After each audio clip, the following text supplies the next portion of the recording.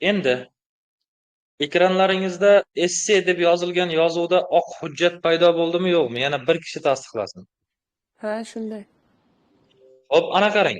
Hozir telefoningizni teng yarmida mana shu esse degan hujjat turibdi. Qolgan yarmida esa ovozli chatdagi a'zolar turibdi. Siz mana shu esse degan oq hujjatni ustiga bir marta barmog'ingizni tekkizsangiz, telefoningizni to'liq ekranni egallaydi. Natijada men yozgan yozuvlarni o'qishga muvaffaq bo'lasiz. Demak, essening birinchi qismi bu kirish qismi. Kirish qismida eng birinchi e'tibor berilishi kerak bo'lgan narsa, kirish qismini boshlayotganda har doim zamon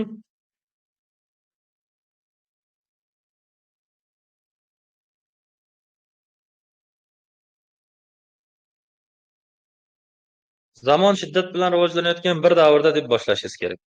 Masalan qarang, zamon shiddat bilan rivojlanayotgan bir davrda iqtisodiyot ham taraqqiy etib bormoqda. Ana endi qarang. Ikkinchi qilishingiz kerak bo'lgan narsa bu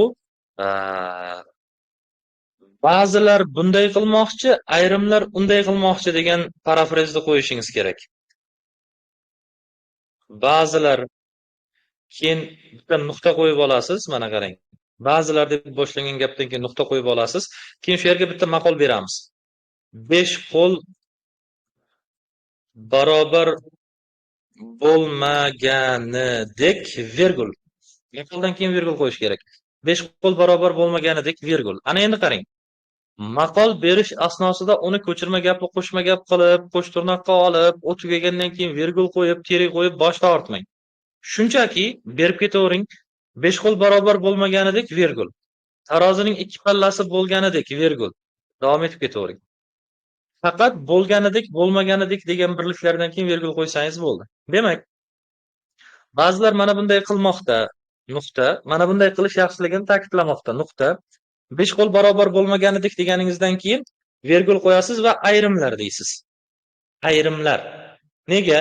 Chunki essening bitta xat boshi takrorlash mumkin emas. Bu balpasayishiga sabab bo'ladi. Va o'sha uchun biz mana bu yerda kirish qismida bir o'rinda ba'zilar desak, albatta boshqa o'rinda ayrimlar deyishimiz shart.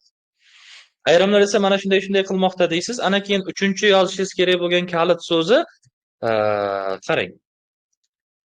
Men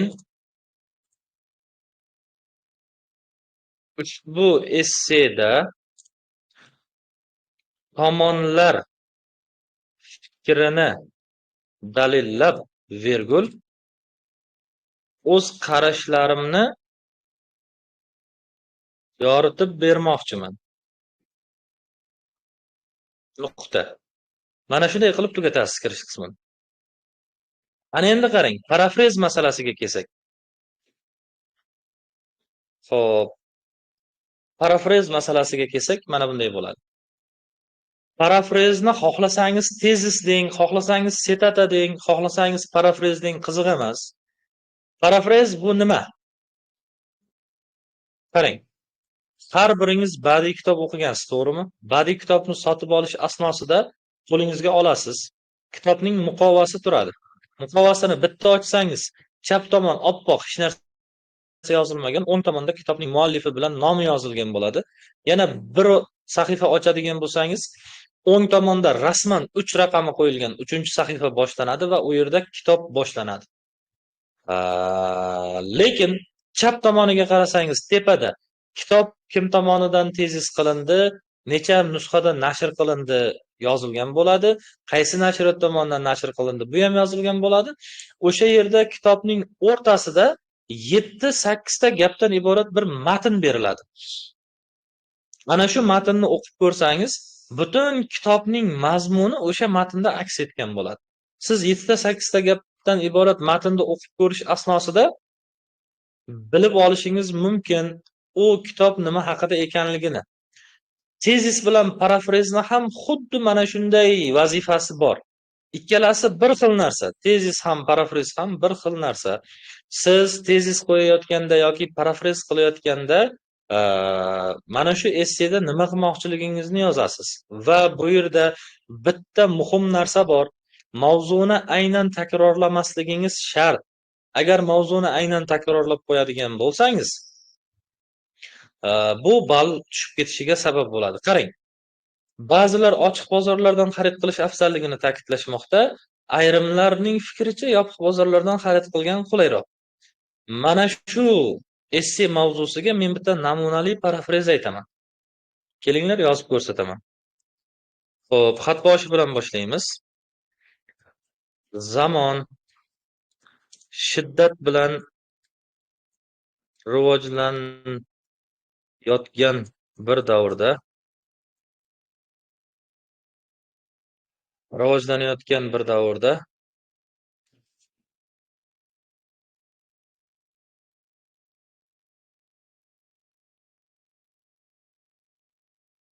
iqtisodiyot ham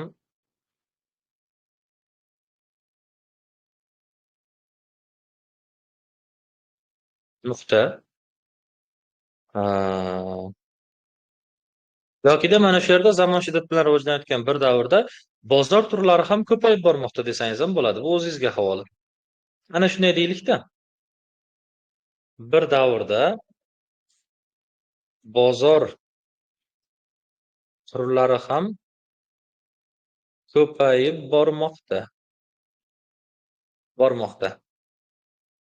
Ba'zilar, qarang, diqqat qiling, ba'zi insonlar, ba'zi shaxslar, ba'zi odamlar, ba'zi mavjudotlar, ba'zi g'alamislar demadim. Shunchaki ba'zilar deyapman. Olmoshni otlashtirib yuboring, bo'ldi. Ba'zilar bu siz uchun bitta so'z chiqadigan joyni iqtisod qilish imkonini yaratadi. Xo'p, Musatosh va Dilnura guruhdamisiz? Eshityapsizmi? Ustoz eshityapman. Agar meni ovozim uzilib qoladigan bo'lsa yoki ovozim umuman bormay qoladigan bo'lsa, mikrofoningizni qo'shib meni ogohlantiring. Agar men tasodifan guruhdan chiqib ketib qoladigan bo'lsam, o'sha zahotiyoq menga telefon qiling. Iltimos. Xo'p, ustoz. Xo'p, qarang. Ba'zilar mana bu joyga keldikda ustozlar. 2 raqami bilan belgilagan edim-ku, mana qarang. Mana shu joyga kelyapmiz. Ba'zilar bunday, ayrimlar bunday qilishni xohlashyapti deb parafrez qo'yishimiz kerak bu yerda. Ba'zilar ochiq bozorlardan xarid qilish ro'zg'orlarning to'kin bo'lishiga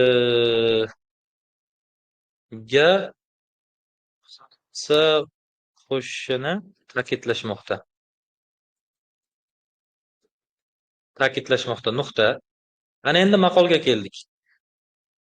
5 qo'l barobar bo'lmaganidek, maqoldan keyin ham albatta virgul qo'yish kerak. Virgul qo'ymasangiz bo'lmaydi. 5 qo'l barobar bo'lmaganidek, ana endi qarang, ba'zilar degan edik-ku, o'sha uchun mana bu yerga ayrimlar deb yozishimiz kerak. Ayrimlar yopiq bozorlardan xarid qilish kishilarning vaqtini tejaydi deb hisoblashadi. Nuqta. Ustoz, Endi labbay. savolim bor edi. Hozir qarang. Yo'q, savolni mavzuda- oxirida berasiz. Jim. Savolni oxirida berasiz. Yozib ketaveringizlar. Kimda savol bo'lsa yozib ketaveringizlar. Men videoni to'xtataman, keyin savol berasizlar. Bo'lmasa video sifati buziladi. Zamon shiddat bilan rivojlanayotgan bir davrda bozor turlari ham ko'payib bormoqda. Ba'zilar ochiq bozorlardan xarid qilish ro'zg'orlarning to'kin bo'lishiga hissa qo'shishini ta'kidlashmoqda. 5 qo'l barobar bo'lmaganidek, ayrimlar yopiq bozorlardan xarid qilish kishilarning vaqtini tejaydi deb hisoblashadi.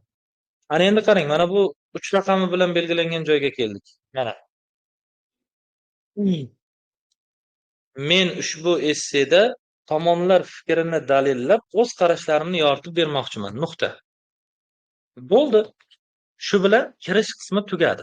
Aynan bugungi mavzularingiz uchun namunali kirish qismi mana shu mazmunda bo'ladi.